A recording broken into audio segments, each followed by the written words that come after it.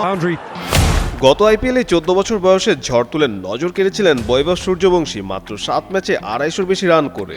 এবারও শুরুটা করলেন দারুণভাবে। চেন্নাইয়ের বিপক্ষে 127 রানের ছোট লক্ষ্য তাড়া করতে নেমে রাজস্থান 47 বল হাতে রেখে 8 উইকেটে সহজে জিতে যায়। আর সেই জয়ের নায়ক বৈভব সূর্যবংশী মাত্র 17 বলে 200 স্ট্রাইক রেটে 4-4 ও 5 ছক্কায় করেন 52 রান।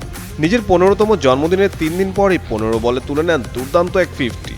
মজার ব্যাপার হলো প্রথম বলেই ক্যাচ দিয়েছিলেন সূর্যবংশী, কিন্তু জীবন পেয়ে এরপরে একাই ম্যাচটা নিয়ে যান রাজস্থানের দিকে। পাওয়ার প্লেতে 16 বলে 52 রান তুলে দলকে এগিয়ে দেন 15 বছর বয়সী এই ব্যাটার। ম্যাচ শেষে বৈভব বলেন, শুরুতে বল ব্যাটে ঠিক আসছিল না, কিন্তু বল পুরনো হলে ব্যাটিং সহজ হয়ে যায়। আরও জানান টিম ম্যানেজমেন্টের সমর্থনই তাকে আত্মবিশ্বাস দিয়েছে নিজের মতো খেলতে। গত মৌসুমেও 35 বলে সেঞ্চুরি করে চমক দেখিয়েছিলেন তিনি, আর এবার মনে হচ্ছে গল্পটা যেন সেখান থেকে আবার শুরু করলেন বৈভব সূর্যবংশী।